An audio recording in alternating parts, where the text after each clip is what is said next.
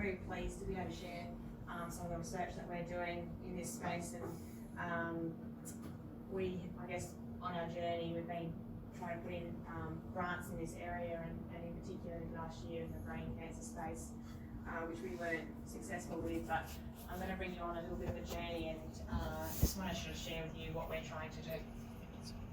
So I'm just going to cover a few topics today, and try and keep it as light as possible, but talk to you about quality of life and how important it is, and as I feel like I'm speaking to the converted anyway, because it is all about you and your quality of life, which is what we're really wanting to understand more about. So in Australia at the moment, there's probably about 1 million people living with cancer of some form, or in the shadow of cancer, so have been treated in the last 10 years. And we know that supportive care is an area that's very important for people once they're diagnosed with cancer, and there is now formative, definitive description about what supportive care actually is.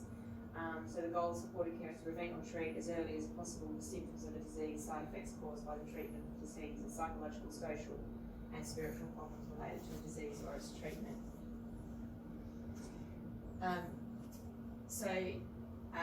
Just by way of background, I've been very interested in cancer survivors for quite some time. I went on a churchill fellowship over to the UK and to the Netherlands, who were doing some incredible work in this space, and one of the challenges was originally around what is the diagnosis, so when is a person a cancer survivor, and it used to be, cancer survivors used to be only once they had survived 5 years, but that has changed now. It's from the time of diagnosis you are a survivor. So it's moving into understanding how we support people from day one. So over the last 30 years, we have seen an increase in survivorship of 20 to 30%, which is a good thing, and this is because better diagnosis, better treatment, and earlier detection.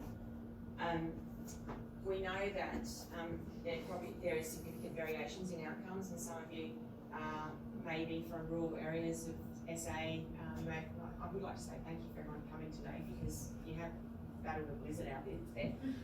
But some people who are affected by cancer, well, most people affected by cancer live in non-metropolitan areas, and we do know that distance can be a disadvantage for people. And mortality rates are higher for those who are in lower socioeconomic status. And we know that Aboriginal and Torres Strait Islander people are more likely to be diagnosed with cancer in a later stage and have poorer outcomes.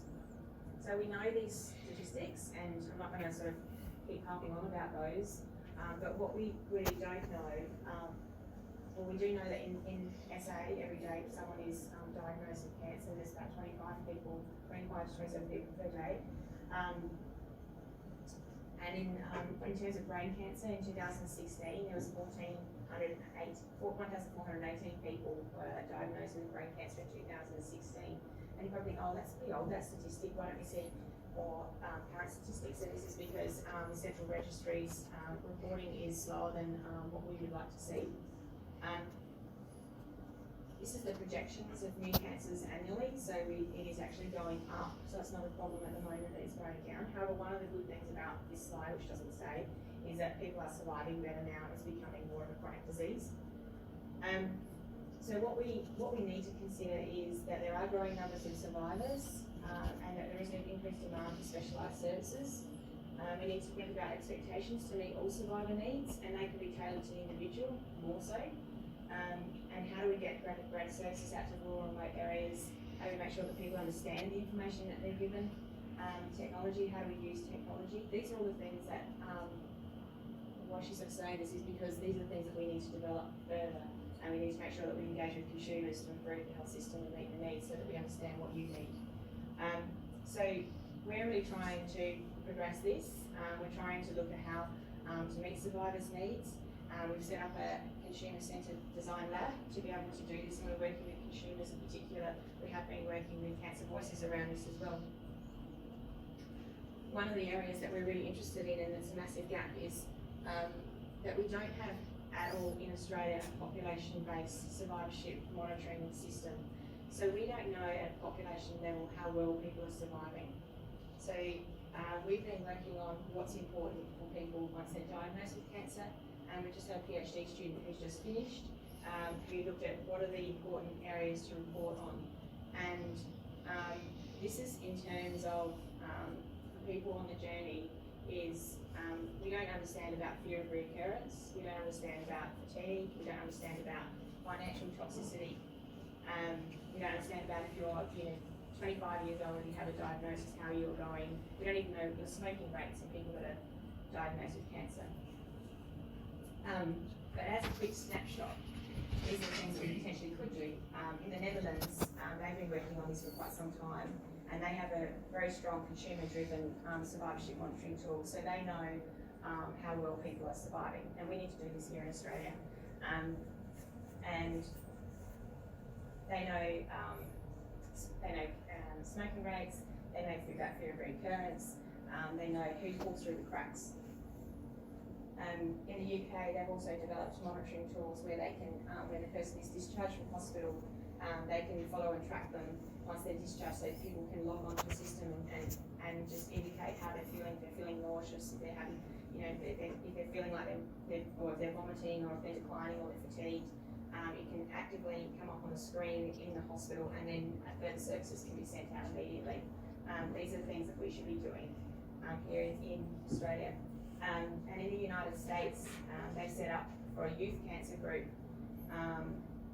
an app called Stupid Cancer, and this is like a Tinder for people with cancer in the youth group to be able to connect with people who have similar diagnosis, so they're not alone. So they can find people on this app who have, 25 years old, have brain cancer, 2 children, whatever it is, and talk to people through this app.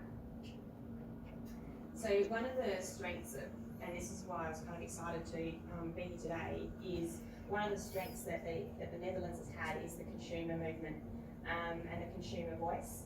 And so they have a consumer movement in the Netherlands of approximately 200,000 in one particular membership, and they've really driven the agenda with the hospitals. And I think this is where our future is with the consumers, with you, and driving change, because this is, if you look at what they did in the Netherlands, they actually reported to the health systems what they wanted, and so these were very simple things that they then said to the hospitals what we would expect to see.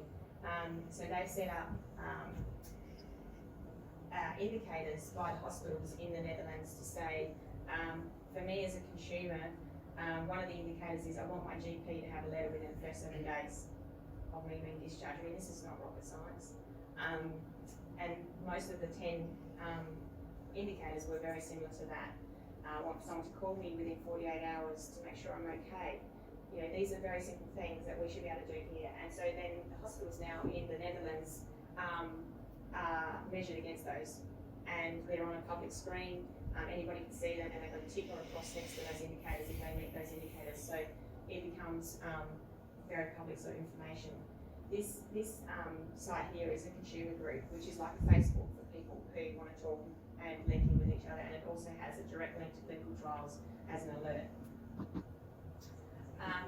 Overlevers is the name for survivors in the Netherlands. So they don't necessarily call them cancer survivors everywhere in the world, because you may laugh at this, but in places like the Netherlands, they see survivors as survivors of other things, survivors of World War II.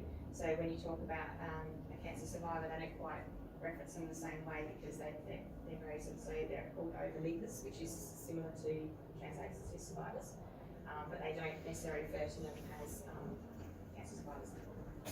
This is the consumer links that they have. So they have a very active, engaged consumer group, which is where the voice of the consumers is heard, and then the governments and the health systems take notice. And then in the UK, they've been doing very similar things as well, but more of an active interface when you are discharged from hospital to how you're going, and tracking the moment you're discharged to when you get home, so we know how you're going, how you're feeling, how your fatigue, your nausea. So these are all, and I guess why I'm telling you about these things is because you're the greatest influence on the health system in terms of collectively as a group. This is the research that we've been looking at and working with to progress. They've been very much focused on the wellness model, And this is that, as I was mentioned before, the stupid cancer.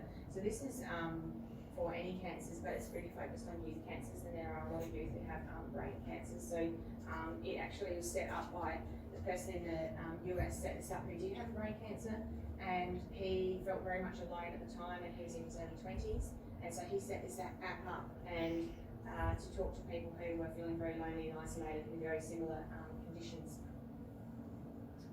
And if you Google them or have a look when you head home, you'll be able to see how dynamic they are for that youth space. So this is just a snapshot that's on the survivorship research we've been doing, working with different groups, and we know now that with the statewide cancer network, they're now working on a cancer control plan. We have set up survivorship frameworks. A lot of this work has been done and progressing, and there is also pathways for head and neck cancer as well. So there is a national pathway that you can access and look at online that really is a guide to how the healthcare system will support you, what the expectations are, and what the plan is, or when treatments or interventions potentially could occur. So just in finishing off, this is, you probably recognise this, Adelaide Oval. So this was probably on the weekend actually, the Crows game. So yes, 50,000 people in SA who are living with cancer, in the shadow of cancer. And that's, if we look at that, that's how many people would fill Adelaide Oval. So one of the things that we're really working on is how do we track and monitor survivorship. And these are the key areas that we've been looking at. And we've been working with Cancer Voices to do this. And these are some of those areas that we believe are very important to track from the research that we have been doing. So one of the challenges that we've had is how to set up a population-wide survivorship monitoring tool so that we can then report on these areas and then change the health service or make services reach to those areas that are needed most. I'll just think through that. So why is this important? So I feel like I don't need to tell you why this is important. But we have no mechanism at the moment. We don't know about who falls through the cracks and the gaps. We don't know about the high-risk groups. We have a lot of assumptions in health. We need to be able to enforce support services specifically. So you may be sitting there going, yeah, I think if there was a better support service for X, Y, Z, we don't really know that to be able to direct the funds to it. Needs to be able to drive clinicians' agendas as well, because there's a lot of assumptions by clinicians. We need to be able to drive policy. We need to know more about psychosocial outcomes for people, and then we need to be able to advocate for change in our health system with a targeted communication plan. So one of the things we do know is there are existing registries.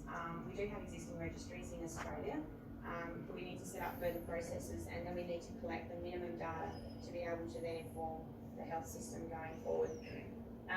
These are just some key areas that we looked at for draft survey, and like I mentioned before, we were trying to progress a large grant towards the end of last year to be able to pilot test a survivorship monitoring tool collecting these key areas. And you may look at those and go, well, we probably should add more or less or change, but that's going to be part of the collection process around the understanding what's important to collect. So in summary, what we do know is that there are more people surviving cancer that do have adverse effects. Quality data is needed to build a greater understanding to inform service delivery, and because I guess for individuals you want your journey to be a learning curve for not just yourself but also for the people around you and for other people as well, and also to be able to learn from people who've been a step ahead. So we really need to develop the systems, not just good luck, and we need a dedicated registry to be able to meet these needs. So it is a consumer-centred design lab. We are trying to progress this work because it is more about the quality of life. It's more than quantity of life, it is quality of life also.